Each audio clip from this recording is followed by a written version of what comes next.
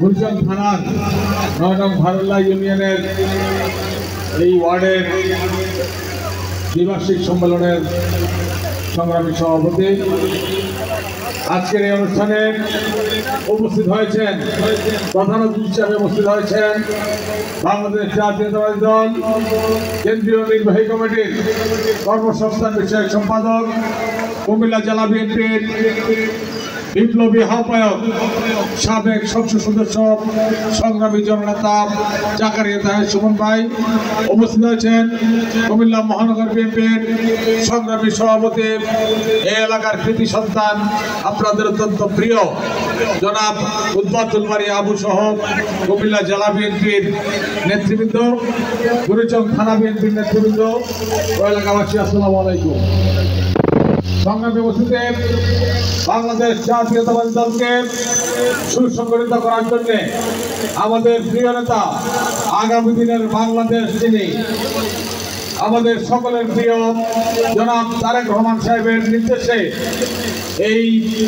বাংলাদেশের আগামী দিনের যে সংস্কার কাঠামো ৩১ দফা বাস্তবায়নের লক্ষ্যে তৃণমূলে বিএনপিকে সুসংগঠিত করার জন্য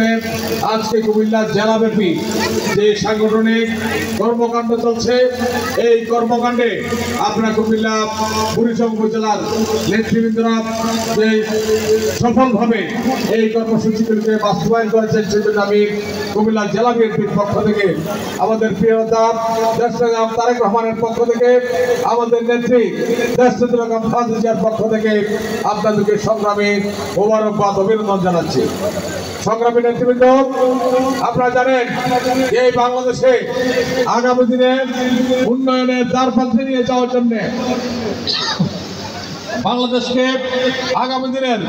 উন্নয়নমুখী বাংলাদেশ করার জন্য একটি দলে বাংলাদেশে আছে, সেই দলটি হলো বিএনপি। আর এই বিএনপিকে আমরা অত্যন্ত সুন্দরভাবে সুসংগঠিত করব এবং আমাদের প্রিয় নেতা